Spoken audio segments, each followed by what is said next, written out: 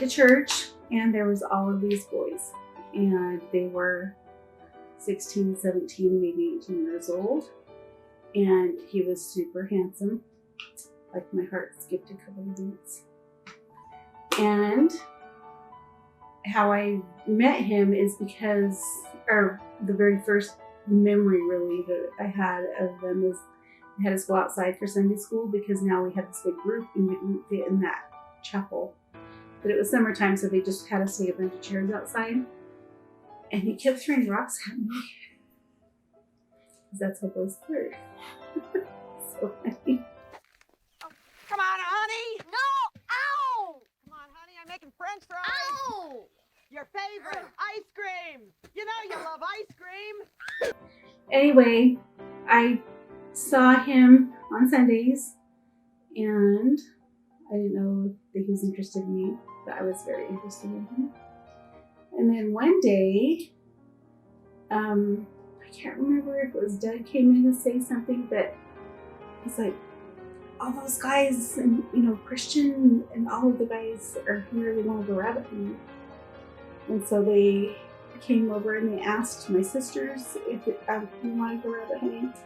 And my sisters were not interested because, first of all, they were older than that group of boys. And Valerie was dating someone named Wildfire. And Melanie was older than these boys, and she was not interested. I was very interested in going rabbit hunting. So I guess that their boss said that he would let them go rabbit hunting if they went up and got the little girls. And so they said, all right. So off they came. So how we dated is we didn't date. We went rabbit hunting. And so it was just the whole group. We just did it with all of the boys. They would come up. And how we would rabbit hunt is we would get in this truck. And there's a driver of the truck. And then all of the mighty hunters stand behind the cab of the car, or of the truck, with our 22 rifles. And Dad, or Christian, had the fancy one. It was a semi-automatic, meaning he didn't have to cock it each time. He could just and waste all of his bullets. And I had one I had gotten for Christmas that was bolt action, and I still have it. I think Dad still has his too. And it means every time you have to load it each time with you can put all the shells in, but you'd have to load or cock it each time in between. So we would go rabbit hunting, and my dad loved that because the rabbits were eating all of our alfalfa crops. And so you would go rabbit hunting with us all standing behind the cab because that was very safe. But you don't drive very fast.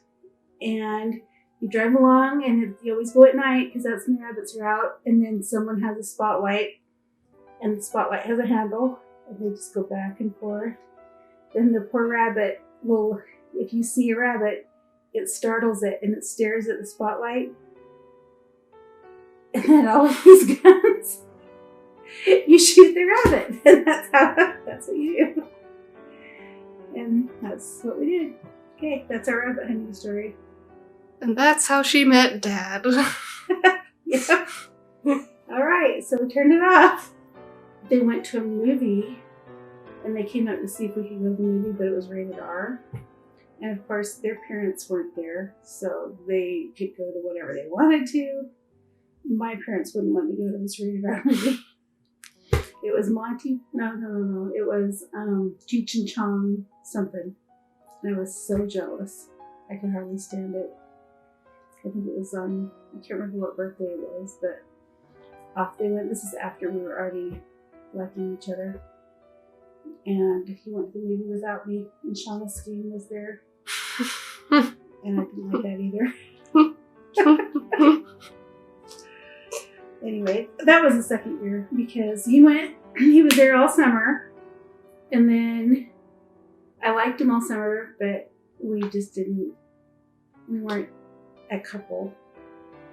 But a couple of times we did a few things. There was a stake activity, which was a long way away. It was probably over an hour drive away to get to the stake thing. And they had a swimming activity. at this big pond somewhere. And so I don't know how many of the boys came from the work group, but I think Nyla Patterson, which is the girl that's even younger than I am, and I went to it. And I don't remember how we all got there, but I do remember being at the activity and we're swimming, and Dad has always swum like a fish because he's been in swimming lessons from the time he was little, and I could barely keep my head above water. But we were out swimming and I was having fun, and he just thought it would be so funny. He was dunking me under, and I was not doing well. And I was like, he goes, "Don't you know how to swim?" And I go, "No. Oh, I'm sorry." He's drowning me out there. So that was fun. Anyway, let's see, what else? We used to ride motorcycles a lot, but this is after we were a couple.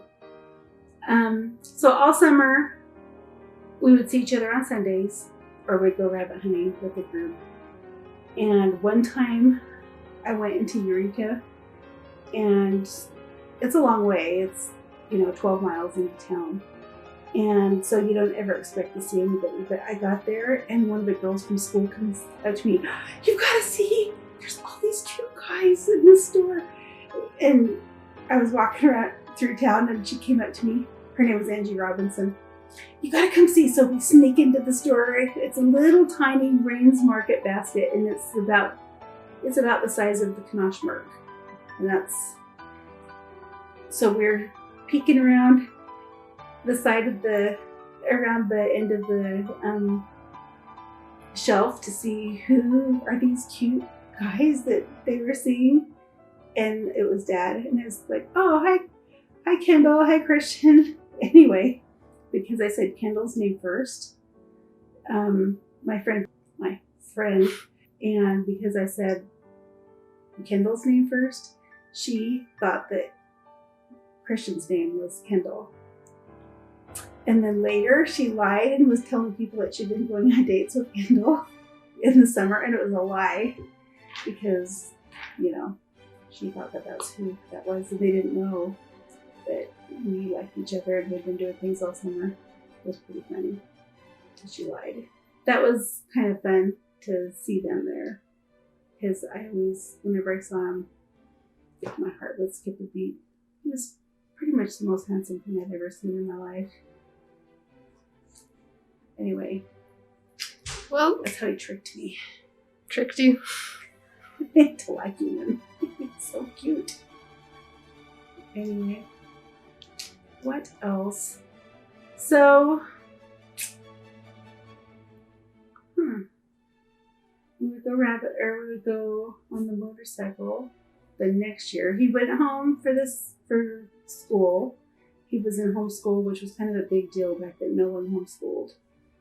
So he was doing homeschool, and we would write back and forth. We have lots and lots and lots of letters from when we would write. And I would go to school, and at lunchtime I would walk, instead of sitting at the school and eating lunch, I would walk downtown to the post office because I had to check, see if there was a letter. So I didn't want to wait till the next day when they would bring it clear out to the farm, and you never know if you'd see it because someone would get it. And anyway, it was safer. Who would want it? No, it was just no one, someone would, "Oh, there's a letter," and it would get set somewhere and I wouldn't even know what came. Oh. So this was just safer to just get it before it had a chance to have it happen. So I would go down, check the mail every lunchtime, and we would probably 2 or 3 times a week we would have letters for a couple of years. That was pretty fun, and then I would just be so happy all day because I got a letter. Anyway, that's how I lived my life all year. And sometimes I would sneak the phone call, which was really bad because it was expensive, because it was long distance, and I wouldn't ask permission. I would sneak it. And I remember my heart would be beating hard when I'd go to make those phone calls. Anyway, And then that was before cordless phones, not even cell phones. This is before cordless phones. So if someone calls you, the whole family can hear. So I would call him at his house and he would be on the phone, but the whole family would be around. So poor Christian. And I'd be sneaking with him, back bedroom or something. How long would you talk? Not very long because it was expensive, like a lot of money. So long enough to get his hear voice. Then when he came back, he got a chance to come back early. And so I wasn't expecting him until summer. And he called me. And I was like, oh, I wasn't expecting a phone call. And he didn't want to talk very long. And I was so disappointed. And I didn't feel good that day. I'd stayed home from school. And so, because I wasn't going to school, I didn't even have a shower. I didn't look good that day. I didn't feel good. But he called and he talked really fast. And I was like, because then we had to hang up. He had to go somewhere and I'm thinking, dang it. Anyway, and what he was doing was he had snuck back. He didn't sneak. He was trying to surprise me. So he came back early. So he was all fresh and ready for, hello, I'm back. And I looked like something like cat dragged him. And he was calling from a payphone just to make sure I was home. And then it was like a month before I expected him.